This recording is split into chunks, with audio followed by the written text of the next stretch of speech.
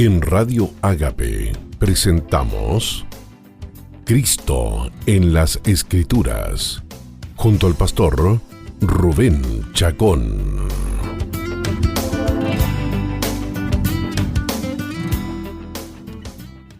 Hola, ¿qué tal amigos y amigas? Bienvenidos a su programa Cristo en las Escrituras. Como siempre, tu hermano en Cristo, Rubén Chacón, dándote la bienvenida en esta oportunidad a nuestro programa número 11, leyendo y comentando el libro de Números. En esta oportunidad, en nuestro programa de hoy, abordaremos el capítulo 6 del libro de Números, que trata sobre el voto de los nazareos. Los nazareos, los israelitas que tomaban este voto de consagración. El capítulo 6 del libro de Números nos introduce en otra hermosa figura de nuestro bendito y precioso Señor Jesucristo. El voto de los nazareos. Capítulo 6 del libro de Números, desde el versículo 1 al 21. Aunque en rigor el Señor Jesucristo no fue nazareo, Él no asumió nunca este voto durante su vida terrenal. Lo que pasa es que hemos confundido la palabra nazareo con la palabra nazareno. Jesús fue nazareno porque durante alguna etapa de su infancia él fue oriundo o ciudadano de la ciudad de Nazaret, pero no asumió nunca durante su vida terrenal el voto nazareo. Por favor, entonces, no confundir nazareo con nazareno.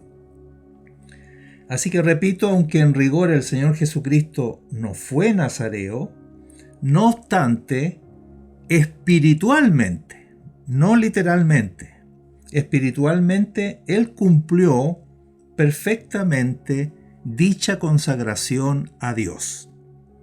O sea, en Jesucristo podemos ver, espiritualmente hablando, cumplida lo que este voto representaba en su significado espiritual. Pero el Señor literalmente no guardó este voto, como vamos a ver. Así como Sansón, que sí era nazareo, nos representa a todos nosotros en el fracaso de mantener y guardar nuestros votos de consagración al Señor. El Hijo de Dios, en cambio, que sin ser nazareo, podía orar de esta manera a su Padre. Dijo Jesús orando a su Padre: y por ellos yo me santifico a mí mismo, para que también ellos sean santificados en la verdad. Esto lo dijo Jesús en Juan 17, 19. Y así como el capítulo 5 del libro de Números nos representaba que la santidad de Dios no toleraba ni la sospecha de pecado en su pueblo, el capítulo 6, por su parte, nos ilustrará con el voto de los nazareos que la consagración o dedicación a Dios debe ser total y completa. Aunque este voto no era obligatorio, sino voluntario y temporal, podía ser por toda la vida, pero también por un determinado periodo de tiempo. No obstante, este voto plasma de una forma maravillosa la clase de consagración que la santidad de Dios exige, sino también no solo reclama el grado de consagración, que consiste no solo en la ausencia de pecado, sino también en que le pertenezcamos y estemos separados de todo absolutamente. O sea que este voto ilustra no solamente que no debe haber pecado en un pueblo santo, sino que tampoco debe haber pertenencia a Dios a medias o separación imperfecta de lo que nos aparta de Dios. Tanto lo uno como lo otro lo vemos cumplido en el precioso carácter de nuestro Señor Jesucristo. Es decir, solo en Cristo no vemos ni siquiera sospecha de pecado, sino que también solo en Él vemos una consagración y dedicación a Dios completas y perfectas. Ahora bien, amigos y amigas, 3 eran las características principales que identificaban a un nazareo. Y por eso digo que Jesús no cumplió este voto en su literalidad, pero sí en lo que significa espiritualmente hablando. Primero, la primera característica de un nazareo era la abstinencia de vino y de sidra, hasta de uvas frescas y secas. Nada relacionado con el vino. Segunda característica, no pasaba navaja sobre su cabeza. Dejaba crecer su cabello. Por eso que ustedes han visto, por esta confusión entre nazareo y nazareno, han visto las fotos de Jesús siempre con pelo largo, como queriendo indicar que él era nazareo, pero ya hemos dicho que no era así. Y tercero, que no se podía acercar a persona muerta. Aunque el Señor Jesucristo no cumplió ninguno de estos 3 requisitos en su literalidad, sin embargo, en su significado espiritual, Él fue un perfecto nazareo. En efecto, veamos el primer ejemplo, ¿no? La abstinencia de vino y de sidra. En efecto, su gozo y su alegría nunca procedieron de los deleites de este mundo, deleites que están aquí representados por el vino, sino que su gozo y su alegría procedieron siempre de la buena, agradable y perfecta voluntad de su Padre. Mire cómo anunciaba las palabras de Cristo el Salmo 48. Allí Jesús dice: el hacer tu voluntad, Dios mío, me ha agradado, y tu ley está en medio de mi corazón. Ahora, esto no significa que nosotros, los creyentes, no podamos o no debamos hallar gozo en las cosas que pertenecen al orden natural, como comer, casarse y hacer fiesta.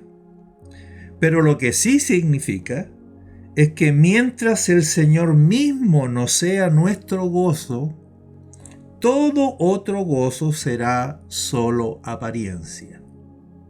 ¿Puedes entender esto?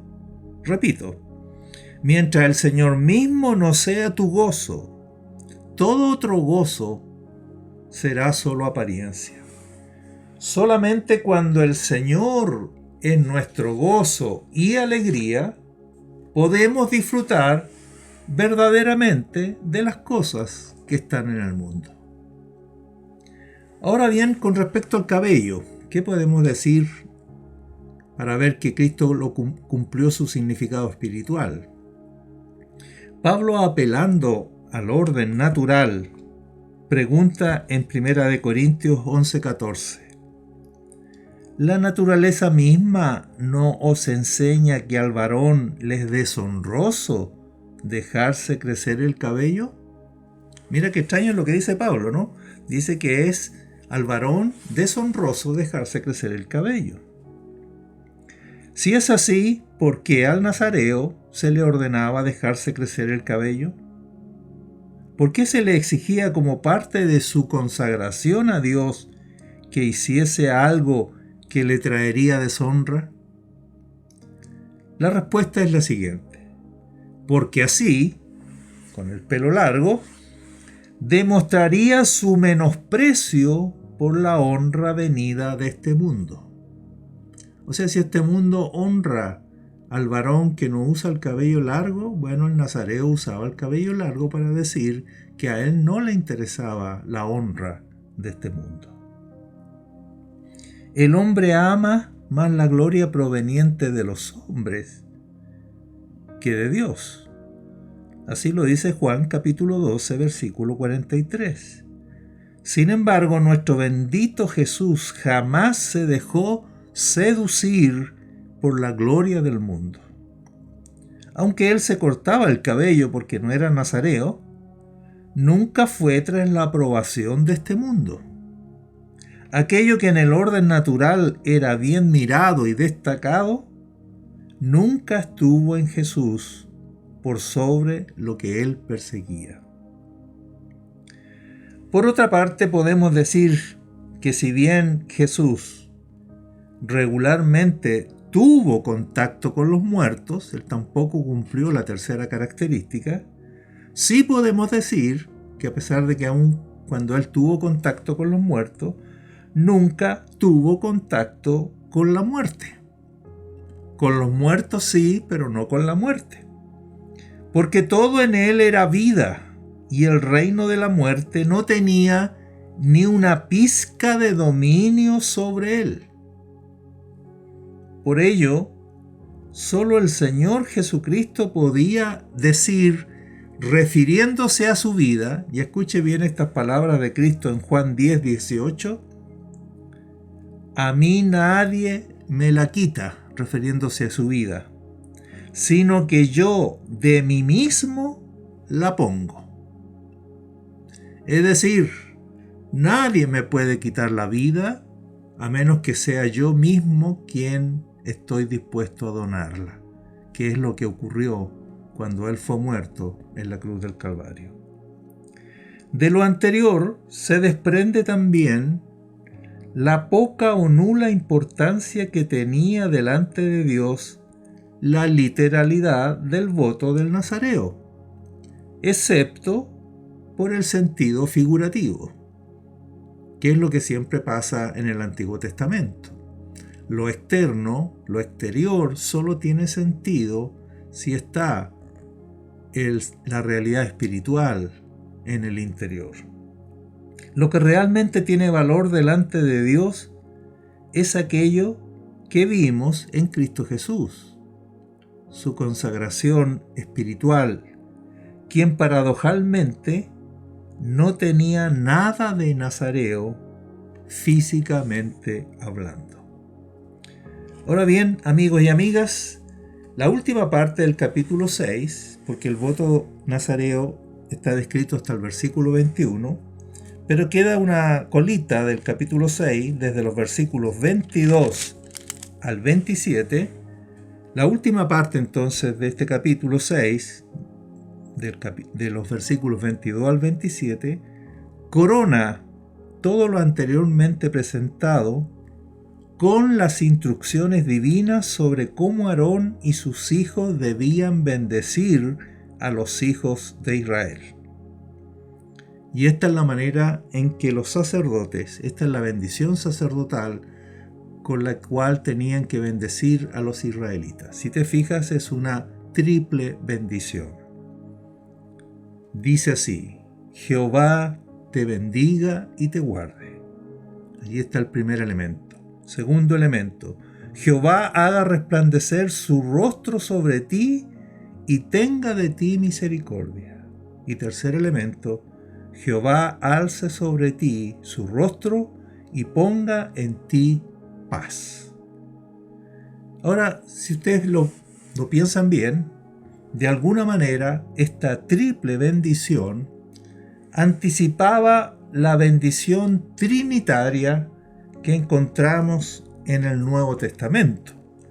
Por ejemplo, cuando Pablo está terminando su segunda carta a los Corintios, en el capítulo 13, versículo 14, él se despide con esta bendición sobre los destinatarios de su carta, los Corintios, y les dice así: la gracia del Señor Jesucristo, el amor de Dios y la comunión del Espíritu Santo sean con todos vosotros. Amén.